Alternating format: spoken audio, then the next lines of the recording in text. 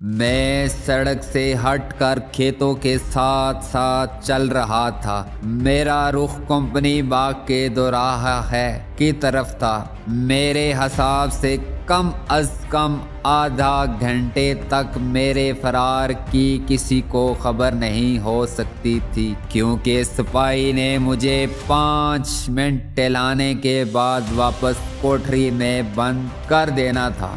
उसके बाद कोई आधे घंटे के बाद जिम्मेदार ने आकर कैदियों में दाल रोटी तकसीम करनी थी। मेरे पास बमुश्किल आधा घंटा था। इस आधे घंटे के अंदर अंदर मुझे अमृतसर शहर से बाहर निकल जाना चाहिए था। उसकी एक ही सूरत थी कि मैं कंपनी बाग में से होकर मुजेट रोड की तरफ बढ़ जाऊं, क्योंकि वो ऐसा इलाका था कि जिसको मैं रात के अंधेरे में भी पहचान सकता था। मुझे मुजेट अपने गांव से जुदा हुए 12 साल ही गुजरे थे, और हमारे मुल्कों में इतनी जल्दी शहरों में तब्दीली नहीं आया करती। पुरानी चीज़ें अपनी जगहों पर जूं की तूं मौजूद रहा करती हैं, लेकिन मैं मुजेट गांव में रुकना नहीं चाहता था। ये पहले भी सिखों का गांव था, और अब तो वहाँ पाकिस्तान के इलाकों से भी सिख आकर आबाद हो गए होंगे। मैं चाहता था कि मुजेट गांव के करीब से जो सड़क आगे जलंधर लुधियाने वाली रेलवे लाइन की तरफ जाती है उस तरफ निकल जाऊं। मैं तेज तेज चलना कंपनी बाग वाले दोराहे से गुजर कर कंपनी बाग में दाखिल हो गया। मेरा हुलिया भी बहुत खराब था। मैली जैकेट, कमीज और मैली फटी पुरानी पतलून, और पाँव में जूता था। जूते की हालत खराब नहीं थी, इसलिए मुझे कोई दिक्कत पेश नहीं आ रही थी। अमृतसर की जेल में मुझ पर काफ़ी तशद्दुद हुआ था और काफ़ी मारा पीटा गया था, मगर मेरे जिस्म की तवानाई फिर से बहाल हो गई थी। ये फिक्र ज़रूर था कि कहीं दोबारा ना पकड़ा जाऊं। मैं अभी तक ख़तरे के मकाम से दूर नहीं हुआ था। आधे घंटे बाद जेल में अलार्म चीख उठेगा और पुलिस को इतला कर दी जाएगी।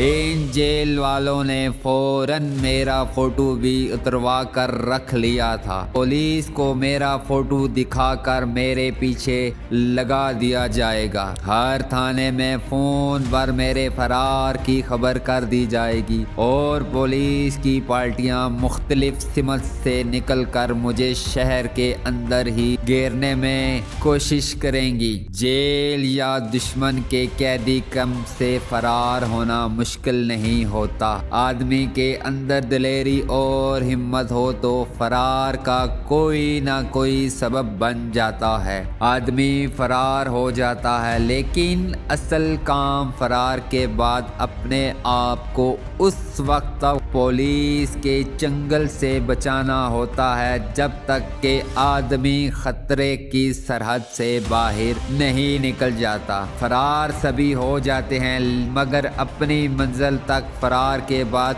कोई ही पहुंचता है। मेरा भी यही हाल था। किस्मत ने आवदी की थी और कुदरत ने मेरे फरार का अस खुद सामान मुहैया कर दिया था, और मैंने जुर्रात से काम लेकर अपने आप को जेल की 4 दीवारी से बाहर फेंक दिया था। मगर असल काम, जो फरार से भी ज्यादा मुश्किल और नाजुक था, अब शुरू हो रहा था। जब मुझे इस इलाके से निकल कर दिल्ली पहुंचना था, मैं दिल्ली पहुंचकर अपने मास्टर सिपाही गुल खान और प्रोफेसर जमशेद के बारे में मालूम करना चाहता था कि उन पर मेरी गिरफ्तारी पर क्या गुजरी, और क्या वह दिल्ली में ही थे या वहां से कहीं किसी तरफ रुपोश हो गए थे। ये मालूम करना मेरा इखलाकी फर्ज था। बहुत मुमकिन था कि वो किसी अजियत دردناک مشکل میں ہوں اور میں ان کی مدد کر سکوں، لیکن اس وقت سب سے اہم مسئلہ خود میری اپنی مدد کرنے کا تھا۔ اپنی مدد آپ سے مراد یہ ہے کہ مجھے خود کسی طریقے سے اپنے آپ کو امرتسر کے حدود سے باہر نکال لے جانا تھا۔ مجھے امرتسر کے اس ہندو طوائف کا بھی خیال آیا جس کے گھر میں گھس کر میں چھپ گیا تھا، مگر میں اس طرف یعنی امرتسر کی طوائفوں والے بازار رام باغ کی طرف جانے کو خطرہ مول نہیں لے سکتا تھا۔ وہاں ہر وقت پولیس پھرتی رہتی تھی اور میں جاتے ہی پکڑا جا سکتا تھا۔ مجھیٹ بھی کمپنی باغ سے کافی دور تھا، البتہ مجھیٹ روڈ قریب تھی۔ رات کے 9 پونے 9 بجے کا وقت ہو گیا۔ سردیوں کا موسم ختم ہو چکا تھا اور مارچ کا مہینہ شروع ہو گیا ہوا تھا۔ رات بڑی خوشگوار تھی اور کمپنی باغ کی فضا رات کے اندھیرے میں طرح طرح کے پھولوں کی خوشبو سے بسی ہوئی تھی، مگر اس وقت میرا دھیان پھولوں کی طرف بالکل نہیں جا رہا تھا۔ میں نہر کراس کر گیا، آگے بائیں جانب ہو گیا۔ یہاں کافی لوگ آ جا رہے تھے۔ چوک میں پان کی دکان تھی جہاں فلمی گانے بج رہے تھے۔ میں آرام سے چلنے لگا تھا۔ میں وہیں سے ایک خالی سڑک پر ہو گیا۔ اس سڑک کی دونوں جانب جامن کے گھنے درخت ہوا کرتے تھے۔ میں نے درختوں کو غور سے دیکھا۔ اندھیرے میں مجھے یہ جامن کے درخت ہی لگے۔ اس کا مطلب تھا کہ میں ٹھیک راستے پہ جا رہا تھا۔ یہ سڑک آگے جا کر ایک میدان میں نکلتی تھی۔ اس میدان کو پار کر کے میں ہندوؤں کے ایک مرگھٹ کے قریب سے گزر گیا۔ اس مرگھٹ کو بھی میں پہچانتا تھا۔ یہاں بچپن میں ہندو کسی مردے کو جلانے کے لیے لاتے تو ہم ایک طرف کھڑے ہو کر مردے کو جلتا دیکھا کرتے تھے۔ آگے سکھووال کا چھوٹا سا گاؤں آتا تھا۔ مجھے دور سے گاؤں کی 2-3 بتیاں جلتی نظر آئی۔ اس گاؤں کے دوسری طرف سے جلندھر جانے والی ریلوے لائن تھی۔ مجھے وہاں جانا تھا۔ میں رکے بغیر چلتا گیا۔ جس طرف سے میں گاؤں میں داخل ہوا وہ گاؤں کا عقبی حصہ تھا جہاں ایک چھپڑ یعنی جوڑ ہوتا تھا۔ یہ جوڑ آج بھی اندھیرے میں مجھے نظر آ گیا۔ میں گاؤں کی تنگ و تاریک گلیوں میں داخل ہونے کے بجائے گاؤں کے باہر سے ہو کر آگے کی طرف چلنے لگا۔ ایک طرف کوئی باغیچہ تھا جہاں کچھ لوگ بیٹھے باتیں کر رہے تھے۔ پھر ایک آدمی پورن بکت کی داستان سنانے لگا۔ میں گاؤں کے گندے نالے کی طرف ہو گیا۔ اتنے میں مجھے اچانک پیچھے مجھے موٹر گاڑی کی آواز آئی۔ میں نے پلٹ کر دیکھا۔ باغیچے کے باہر کھمبے پر بجلی کا بلب روشن تھا۔ اس نے اس روشنی میں ایک ٹرک کو رکتے دیکھا۔ ٹرک کے رکتے ہی اس میں سے وردی پوش پولیس کے سپاہی چھلانگیں لگا کر اترے اور کسی نے باغیچے میں بیٹھے لوگوں کو مخاطب کر کے اونچی آواز میں کہا، خبردار اوئے، جہاں بیٹھے ہو بیٹھے رہو۔ پھر سپاہیوں کو حکم دیا، پنڈ کی ناکہ بندی کر لو، بھاگ کے جاؤ۔ میں ایک بار تو سن ہو کر رہ گیا۔ پھر جلدی سے نالے کے پل پر سے گزر کر گاؤں کی ایک تنگ گلی میں گھس گیا۔ کسی سپاہی نے پیچھے سے آواز دی، ٹھہر جاؤ اوئے، تو کون ہے؟ میں نے گلی میں بے تحاشا بھاگنا شروع کر دیا۔ میرے جیل سے فرار ہونے کا پتہ چل گیا تھا اور پولیس نے میری تلاش میں اس گاؤں کی ناکہ بندی कर ली थी और अब वो घर घर तलाशी लेने वाली थी और मेरा पकड़ा जाना यकीनी था। गांव की गलियां ज्यादा लंबी नहीं होती। मैं चंद कदम ही भागा था कि आगे की दीवार आ गई। ये अंधेरे में मुझे दीवार लगी, मगर ये मकान था जिसका दरवाजा आधा खुला था और अंदर से किसी आदमी के भजन गाने की आवाज आ रही थी। वो बगैर सांस के पढ़ने के अंदाज में गा रहा था। मैं हिंदुओं के भजन गाने और श्लोक पढ़ने के सारे तरीकों से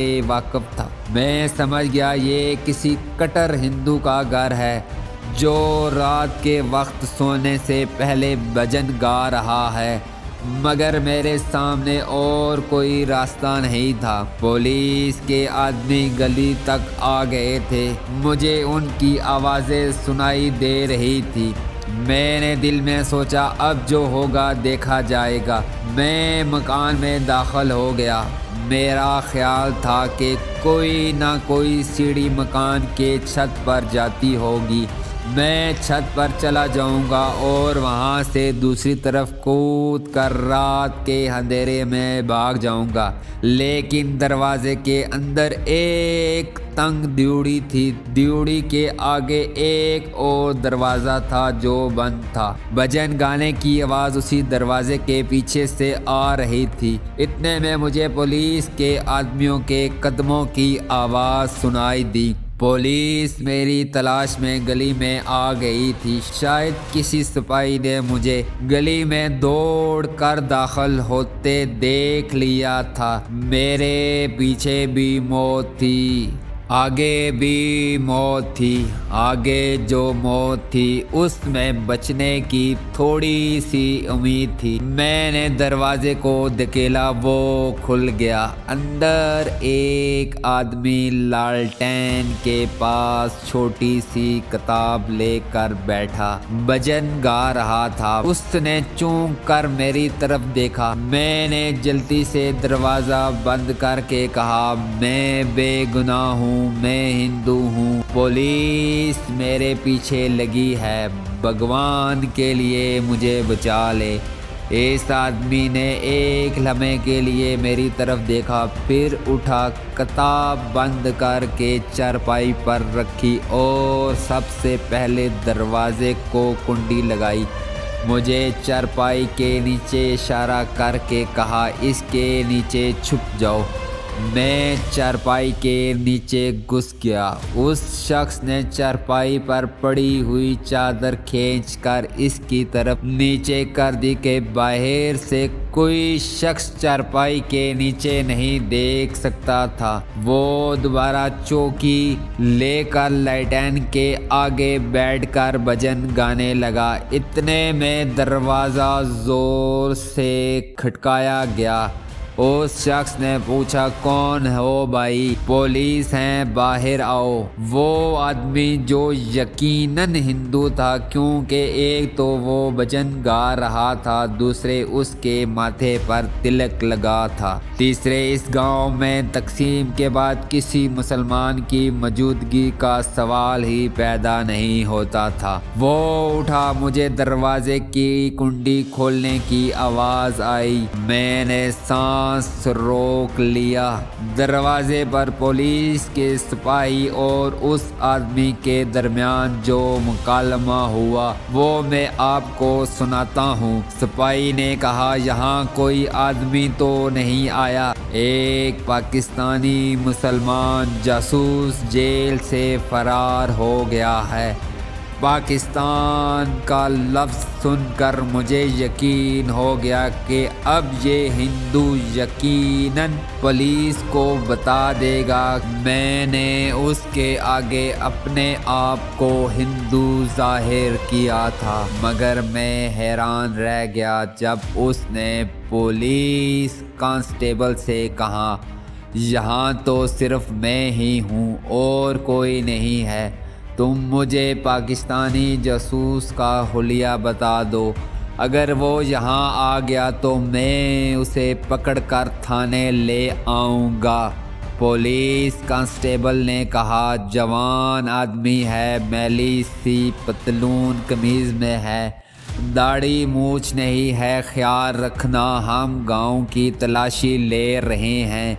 वो आदमी बोला, चिंता ना करें, यहाँ आया तो बच कर नहीं जा सकेगा। मुझे पुलिस कांस्टेबल के कदमों के वापस जाने की आवाज़ और दरवाज़ा बंद करने की आवाज़ आई।